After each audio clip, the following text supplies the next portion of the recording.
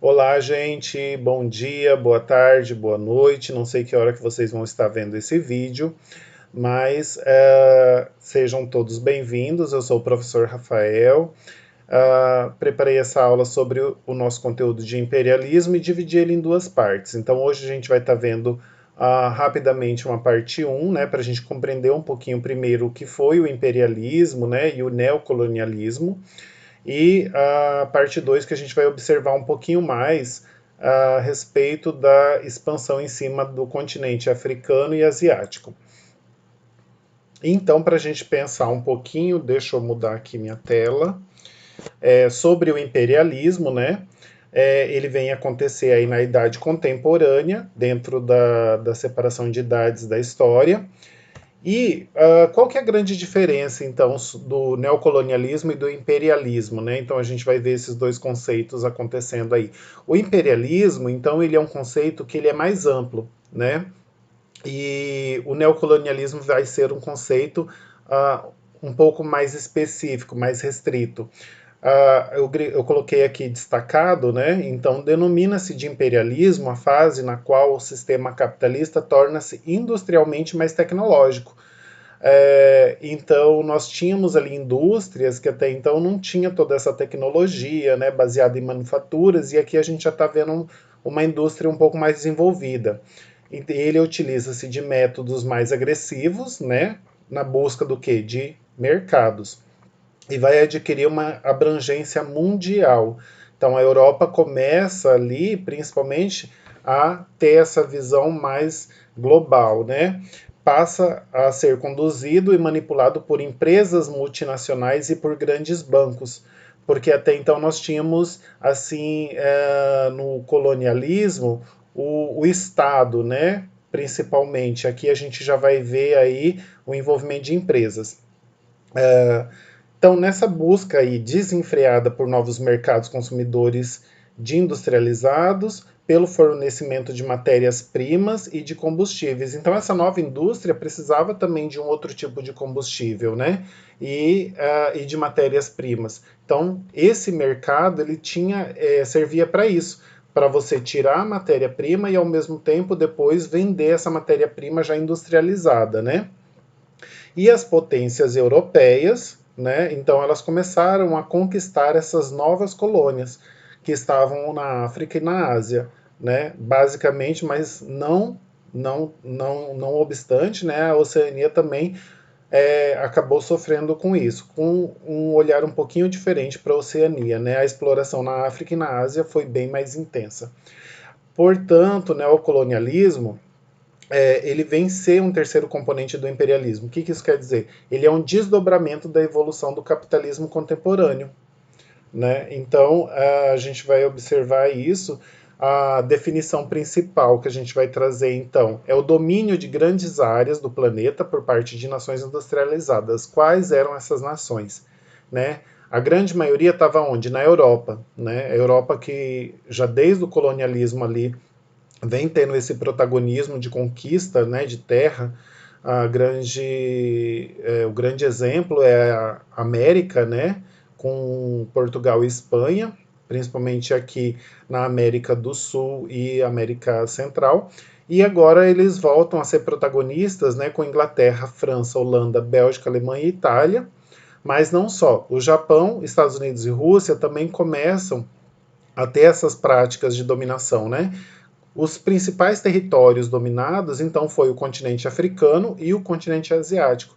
Esses tratados, né, com o conceito de neocolonialismo. E a América também, já com contexto imperialista. Então, relembrando o que eu estava dizendo agora há pouco, as causas e as justificativas foram buscar matéria-prima nessas colônias, conquista de mercados consumidores, ou seja, você tinha que tirar a matéria-prima, né, desenvolver ela na indústria, gerando produto, e depois você precisava colocar à venda esse produto, né? Então você precisava de mercado consumidor. Precisava também acomodar excedentes populacionais. O que significa isso? As cidades europeias, desses países principalmente, estavam ficando muito populosas. E você precisava de um espaço territorial mesmo para colocar todo esse excedente populacional. até para poder evitar a criação da marginalização dentro dessas grandes cidades, né? E a estruturação de bases estratégicas, né? Qual que era o principal objetivo aí? Neutralizar a concorrência. Então você precisava ter postos interessantes. A justificativa principal ideológica que eles utilizavam, né, era o quê? Estamos levando a civilização. Então essa imagem, ela é bem simbólica para dizer isso, né? Que eles vinham com essa bandeira, estamos levando a civilização para esse povo que não tem civilização, né? Esse povo bárbaro, né? Esse povo inferior. Só que atrás dessa bandeira de civilização estava todos os interesses econômicos deles, aqueles interesses escusos de exploração e de dominação. Então a justificativa principal foi essa, de missão civilizadora, né? Vamos levar uma civilização, baseados numa teoria social do darwinismo social. Essa teoria, Darwin ele já vai desenvolver uma teoria de evolução de espécies, né? E depois ele vai pensar também sobre a sociedade. E nessa teoria, quem quiser investigar um pouquinho mais pode procurar aí na internet que vai achar muita coisa. Ele pensava sobre esse binarismo aí de superioridade de alguns povos sobre outros, né? Então, alguns povos eram superiores a outros, e aí, baseado nisso, eles falavam, bom, nós somos os civilizados e vamos levar, né? Aí tem essa citação aqui, que eu trouxe para vocês, que assume o fardo do homem branco, enviai os melhores dos vossos filhos, condenai vossos filhos ao exílio, para que sejam servidores de seus cativos. Então eles colocavam isso como um fardo, né? Vá lá levar essa civilização, você foi condenado, né? A isso. Só que a gente sabe muito bem quem que era condenado de fato, né? Aqui tem uma imagem que retrata bem isso. E aqui embaixo, nessa imagem da UERJ, tem o personagem do Tintin, que ele seria um personagem belga. E aqui embaixo os povos, né, dominados, que precisavam ser civilizados. E eu até trouxe essa imagem porque eu achei bem interessante, porque até na própria reprodução aqui desse desenho tem o cachorrinho dele, né?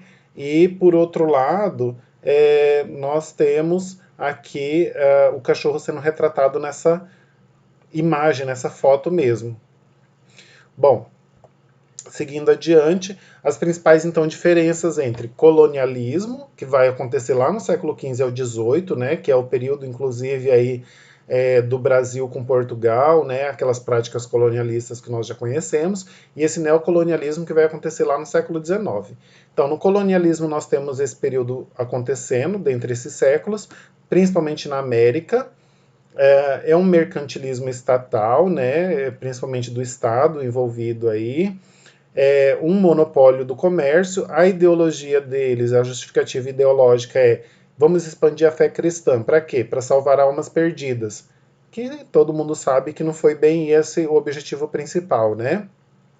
E o capitalismo comercial. Já no neocolonialismo, a gente vai ver uma mudança de território ali na África e na Ásia, né, principalmente. O monopólio capitalista vai ser apoiado pelo Estado, então a gente vai ver empresas, né, se envolvendo nesse processo. A exportação de capitais, uma justificativa de uma missão civilizadora para salvar esses povos bárbaros, né, dessa vida que eles tinham, né, mas salvar de quem? Deles mesmo? Então deixei até um questionamento. E o capitalismo financeiro e monopolista. Então, essas são as principais diferenças desses dois modelos. Aqui eu trouxe uma imagem do mapa da África para a gente pensar um pouquinho melhor, visualizando o que é esse neocolonialismo, né? Então é sempre importante a gente saber ler mapas e saber ler imagens, né? O que esse mapa tem a nos dizer? Esse mapa nos mostra como que a África foi dividida. Então, se vocês repararem, vocês vão ver muitas linhas retas. E linhas retas aqui mostra, sempre vocês vão encontrar quando pesquisar alguma coisa nos livros ou na própria internet, a comparação de uma divisão de pizza, né? Então os países europeus imperialistas ali dividindo a África como se fosse uma pizza, Por quê? Porque eles não respeitaram aquelas formações e divisões naturais e sociais que já existiam dentro desse continente.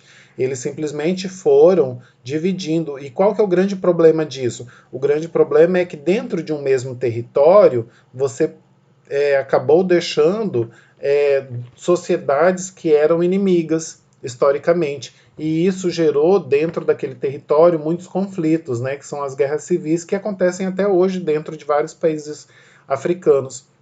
Então é muito importante a gente compreender isso para a gente conseguir olhar para o hoje e compreender o porquê que muitos países sofrem, né, com guerras civis. Aqui a gente consegue também ver, através das cores, a Bélgica, por exemplo, que é um pequeno país europeu, minúsculo, né? Quando a gente pensa no Brasil. Mas é um pequeno país europeu e olha o tamanho do território aqui que ele estava dominando no centro da África, né? Que é o Congo. E a gente vê como que essa prática ela é terrível, né? A Inglaterra, outro país também, que dominou todo esse território aqui, numa cor meio bege, né? Não sei exatamente que cor é essa, mas acredito que é um bege. A França também, olha a quantidade de territórios que a França vem conquistando e dominando e explorando, né? Dentro do continente africano, assim como outros países, né? Dentro da Ásia, isso também se deu. Então, esse mapinha aqui é um mapinha que eu achei mais interessante, porém ele está em francês, a legenda, mas está muito tranquilo, né? Eu acredito que está tranquilo para compreender ele. A Rússia, né, que vai se tornar, antes dela se tornar República da União Soviética, e depois ela vai se desformar em vários países, voltar a ser Rússia, mas antes dela ser a URSS, ela também dominou um território gigantesco, né? Enorme, ela seria um continente praticamente de tão grande. Assim como também aqui a gente tem a Inglaterra, né, na verdade a Grã-Bretanha, dominando a Índia, né, Império das Índias aqui, o Congo aqui embaixo mais uma vez aparecendo, as Filipinas aqui pelos Estados Unidos, né? Então a gente vai ver essa prática acontecendo também ali nos países que pertencem ao continente asiático.